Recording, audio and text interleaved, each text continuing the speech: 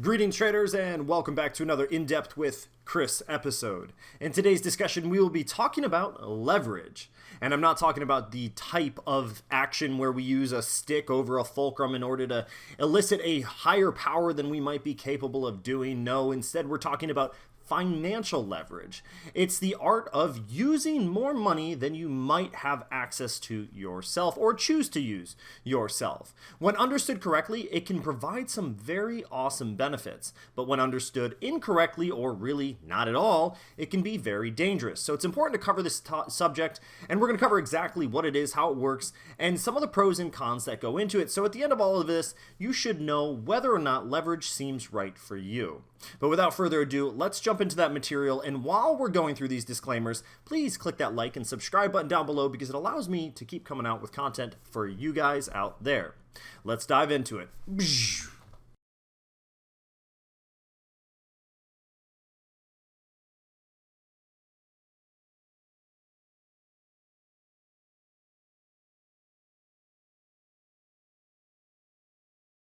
Trading on financial leverage can significantly increase your profit margins without having to put down a massive initial capital deposit. But we do need to know what we're doing. As Warren Buffett famously said, when you combine ignorance and leverage, you get some pretty interesting results. So what is leverage trading? Well, leverage in physics provides a mechanical advantage by amplifying a small input force to achieve a greater output force.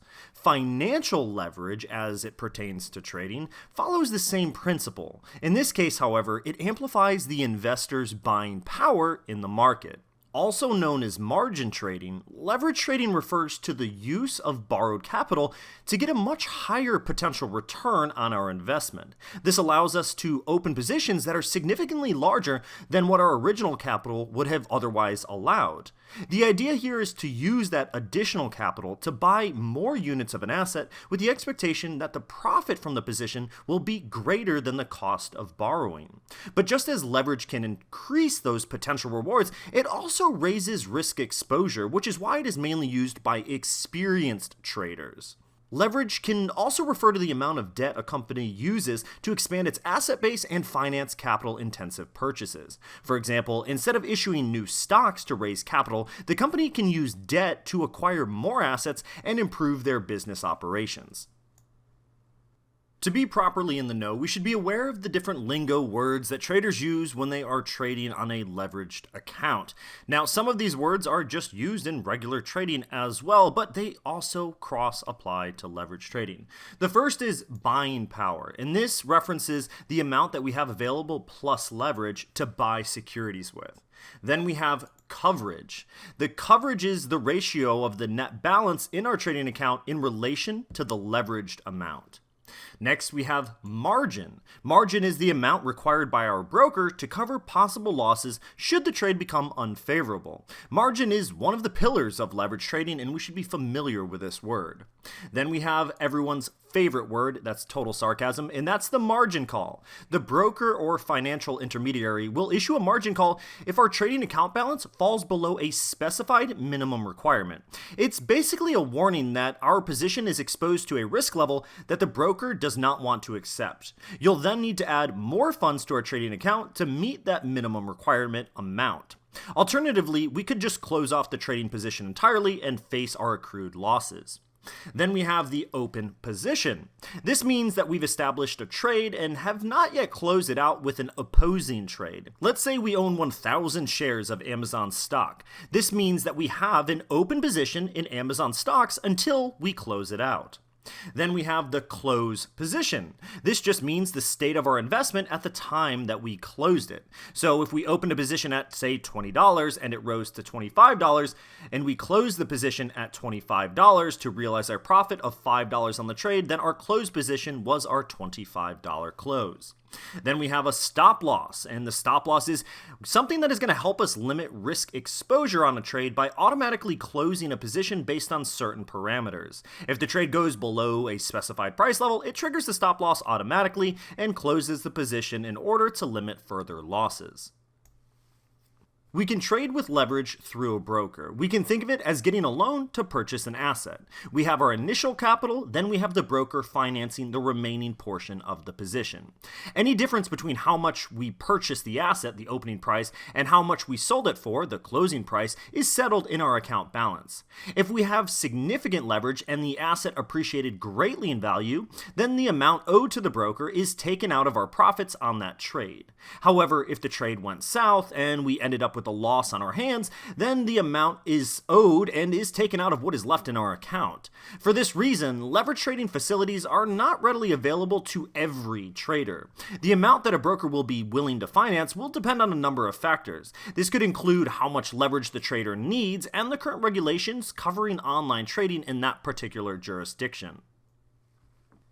Financial leverage is always shown as a ratio between the total assets and the equity. So let's take a moment and ignore this guy down here who I was trying to bring into this to show you facial ratios. That was the joke there, but he is quite scary. So financial leverage is going to be equal to the total assets divided by the equity, which is equal to the equity plus debt divided by equity.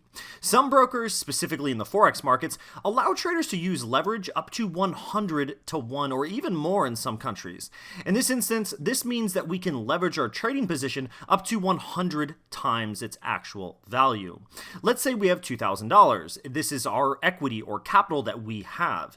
If our broker allowed leverage of 100 to 1, we can expose ourselves to a position of $200,000 in the market because 2,000 times 100 is 200,000. Our broker will effectively allow us to borrow $198,000 for the position. Any profit or loss will be magnified by 100 times. So now we can see why it's important to make sure we're doing this responsibly and we're doing this with a plan in action. Some brokers offer negative balance protection, also referred to as NBP, and this essentially stops us out before our trading account hits negative in the event of a loss to protect us from losing more than we have access to ourselves. Without this protection feature, we could end up owing a great deal of money to the broker, so the NBP is quite nice for traders who are trading with leverage. If we continue on with our 100 to 1 leverage example from the previous slide, let's say that we bought an asset at a price of $10 per unit and the price went up to $10.50. If we close out the position, what would be the results of our trade? Without leverage, the asset gained 50 cents, and for $2,000, we bought 200 shares. Our total profit in this case would be $100 because 50 cents times 200. But with leverage, if we applied the leverage of that 100 to 1 like we talked about, this means we bought 20,000 shares and our total profit on the trade becomes $10,000 because it is 50 cents times 20,000. This is just a glimpse of how much profit we can make from the same $2,000 with the help of leveraged trading. And obviously, if it were to go the other way around, our losses would be the equivalent. We can apply leverage trading to several financial instruments, honestly just about everything. This includes stocks, forex, commodities, futures, options, ETF, indices, and even cryptocurrencies. Financial leverage is also used when buying real estate. Our mortgage is the debt in the financial leverage formula. Our down payment is the equity in the formula. Each asset class has its maximum leverage limitations in line with whatever market regulations of the area, as well as the broker's own efforts in promoting leverage trading on their platform. So the availability of leverage is quite wide. But what is the difference between leverage and margin? Although closely interconnected, leverage and margin are not exactly the same thing. Financial leverage means we're taking on debt to boost our buying power. We do this because we believe the asset or security that we're buying will bring in more profit than the original cost of the debt. On the other hand, margin is the amount of capital that we need to have available in order to create and maintain the leverage, similar to a down payment before we can access a loan. If our account balance falls below a predetermined level during the trade, then we will incur the margin call of which we talked about earlier. The security we want to trade, our trading account balance, our trading expertise, and the leverage policy of the broker are some of the things that will determine how much leverage we can get with our margin account. There are 4 key tips to making the most out of trading with leverage, and because of the risks, leverage trading is best left to experienced traders. But if you are interested in getting started, the first tip we're going to provide is to know your financial situation. We want to work out how much of a loss we're willing and able to incur on a trade based on our financial situation. We want to start small and work our way up to taking on only leverage ratios that we can firmly manage. Then we want to perform sound analysis before opening our position. This sounds like common sense, but this is an important aspect of trading on leverage, and it's more so than regular trading because once again, everything we're doing is multiplied. Then we want to always consider a stop loss. A stop loss is a must. Outside of our trading experience, applying a stop loss order on our open positions is the first practical tip to measure and minimize the risk associated with leverage trading. And then on the opposite side of that coin, on the happier side of the coin, we have set up a take profit order. If a stop loss is the defense, we can think of the take profit order as the attack. This tool automatically closes out our position once it hits the profit target. By implementing both of these, the stop loss and the take profit, it allows us to be more in control of what's going on in the market even if we're not physically able to respond to those particular actions fast enough on the fly. The advantages of trading with leverage are relatively easy to see. The first is that we have amplified buying power to purchase more units with only a fraction of the actual cost. This means we buy more with less, and obviously that can be a very big benefit if we are right in our analysis. And then the second advantage is the potential for higher profit on each trade, which obviously ties in to number 1. We have higher profit potential because of the fact that we have amplified buying power. And then number 3, we can reduce our non-systematic risk since we only need a small percentage to control a large position of a diversified asset. The potential disadvantages can be summed up with 2 categories. The first is amplified risk exposure. Even with the ability to set up stop losses, leverage trading carries significant risk, and that's just the fact of it.